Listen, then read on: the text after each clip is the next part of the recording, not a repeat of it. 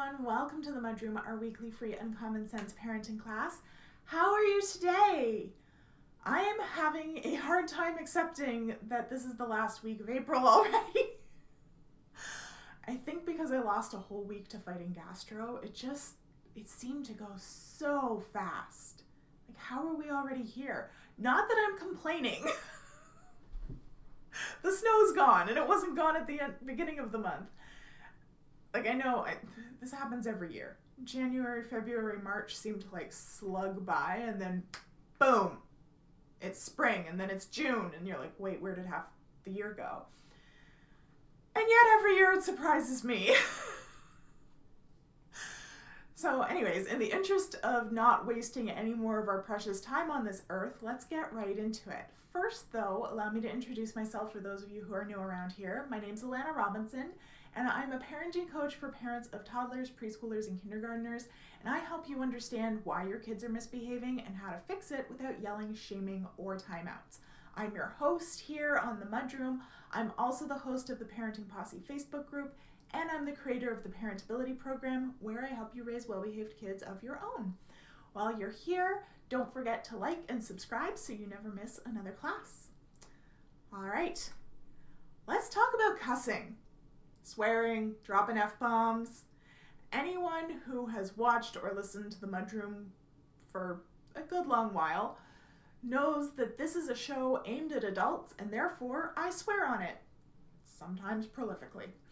And over the years, I've had many people comment on it, and many be curious about how I prevent my children from swearing when I'm saying fuck and damn and shit all over the place. So I'm going to start this episode just by saying one thing, and that's that your children are your children, and you get to decide what the rules are for your children.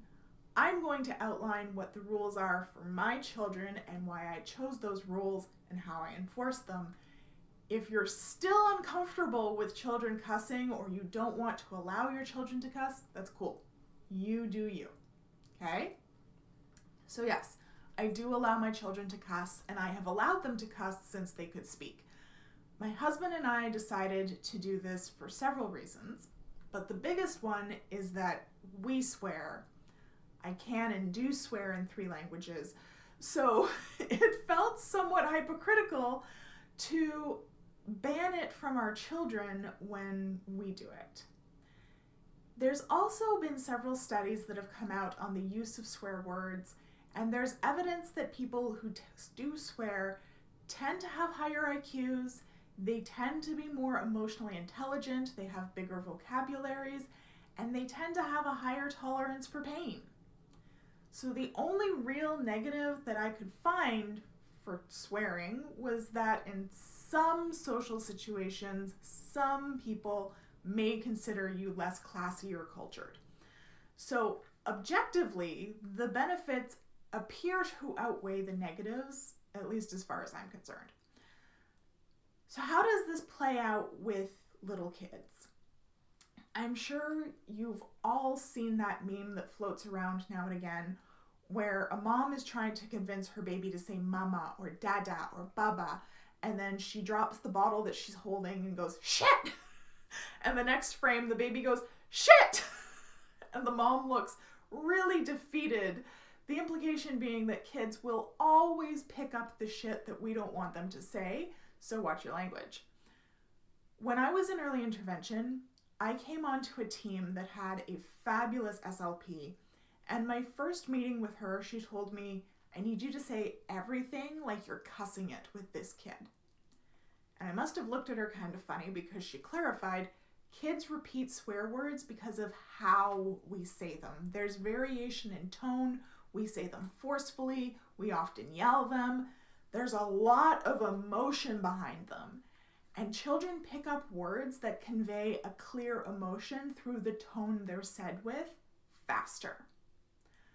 When we say them, everyone stops and they look at us and they pay attention to us. So every target word you're working on with this kid, I need you to cuss it, because he picks it up so much faster. And he sure did.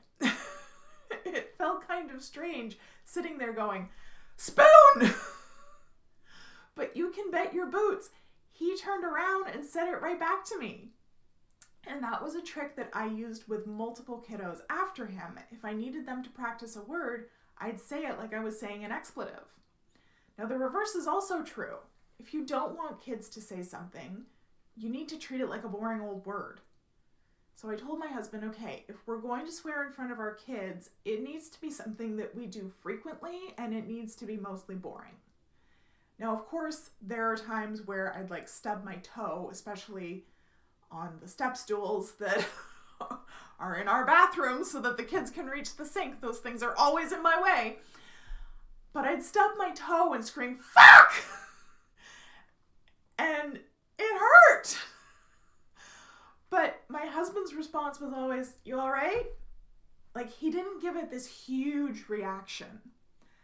I believe because of this, my children didn't actually mimic our swearing for quite a while. Now, when they did eventually mimic it, we had some rules about when we would acknowledge it and when we would ignore it. So the first was that we're fine with our children swearing as an exclamation or at an inanimate object, but not at people. So like if they drop something and they say shit, cool. If they're frustrated because they can't get a snap done up on their costume and they say, "This fucking costume won't do up," whatever. But we wouldn't allow them to walk around calling someone a fucker or a piece of shit or telling someone to go fuck themselves.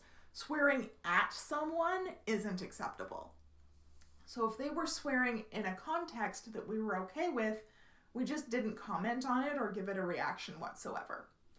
If, however, we heard them swearing at someone, which I believe only really happened once per kid, but I may be mistaken, then we pulled them aside and asked them if they knew what that meant. Because, as I said, children learn words based off the tone that they're said with and are often able to use them in context based off of that alone. The understanding of the actual definition of the word generally comes later after having used it and having it understood in a lot of different contexts. So more often than not, if a child is cussing, they don't actually understand what they're saying. They understand the tone, but not the word. So we always led with that. Do you know what that word means?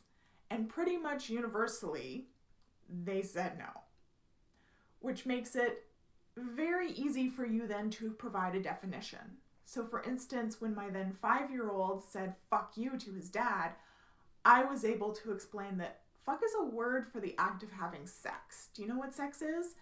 And I knew that he knew because we'd already had that discussion. So what you just said to dad is that you want to have sex with him. Is that what you meant to say? No, huh? What were you trying to say? And then help them figure out an appropriate way to say what they were trying to communicate. Every child who I have used this approach with has been absolutely horrified by the dictionary definition. My mouth doesn't want to say that word today. And even the urban definition of the word they used. And most of them never used it in my presence again. Once they have the knowledge, they use it. So when in doubt, lead with curiosity. Do you know what you just said? Okay, what were you trying to say? The second rule that we have is know your audience. So my kids are welcome to cuss in my home and in our vehicles, but there are places cussing isn't acceptable. And we've told them that from the get-go. You cannot cuss at school. It's not an acceptable place to use those words, and if you choose to do so, you will likely get in a lot of trouble. We discourage them from cussing in front of my parents because my parents are extremely religious and they take serious umbrage with it.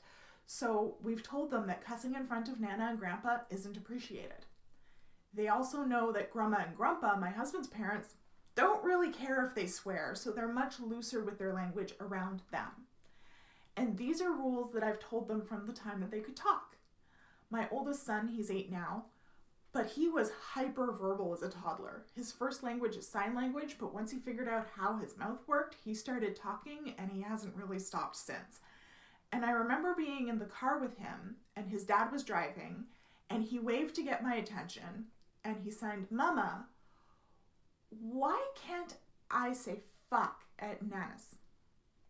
And I said, Nana and Grandpa, they don't like it.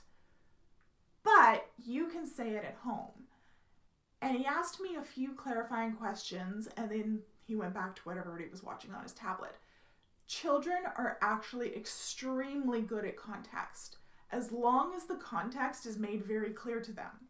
My younger son, he was rather speech delayed, probably because he had a hyperverbal older brother.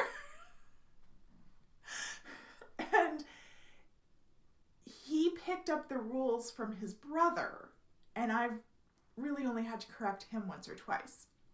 So on the whole, my children actually rarely swear, which, as I said, is surprising given I don't listen to censored music and I don't censor myself, and neither does my husband. We also live a stone's throw from the largest military base in Canada, and therefore we're in a lot of social situations where there's a lot of grown adults who aren't minding their language. What they tend to do is they tend to use pseudo swears instead. So like my 8-year-old will say flip instead of fuck, or shoot instead of shit. And I've asked them about it, and they've both said that they just don't feel the need to say it, and that they're not confident all the time in the context that it will be an acceptable thing to do. So they choose not to. But they've been empowered with that. It isn't a rule that they're having to blindly obey. They're making a conscious decision to use cleaner language because they want to be socially acceptable to the people around them. I've also asked them if their friends use them, and my older son actually said that one of his friends does because his mom and dad have banned it at home, so he says it at school when there's no teachers around to, quote unquote, get it off his chest, which I found quite funny. But it jives with my personal observation that the less of a fuss that I make of it, the less appealing it is, the less they feel they need to use it, the less they have to experiment with it because they're able to freely observe other people using it, and they're able to use it in contexts where they know it's acceptable, like at home. So that's how I handle it and how I advise my clients to handle it. Choose what your limits are, where it's okay, where it isn't, and make those limits clear to your child. Some of my clients aren't comfortable with their children just using it around their home, and they've limited it to their child's bedroom or the bathroom, right? Potty words are for the bathroom. And that's fine. And their kids have taken full advantage of it. When they hear their children using them outside of that context, they remind them potty words are for the bathroom, and their child is welcome to go and scream fuck at the top of their lungs in the bathroom all they want. When they do cross those lines, because it's going to happen, lead with that curiosity and help them find another way to express themselves that in that setting is acceptable without morally pontificating at them, because that just makes it more appealing. As always, we want to teach our kids what to do rather than focusing on what they did wrong. So I hope that gives you an idea of how you can approach cussing with your kids if it's becoming an issue in your home. As always, if you're trying to figure out where the lines are for your family, come and join us in the Parenting Posse group. We'd be happy to talk it out with you. The link for that is in the description. Thank you so much for joining me today, and I'll see you next week for another Uncommon Sense parenting class. Bye!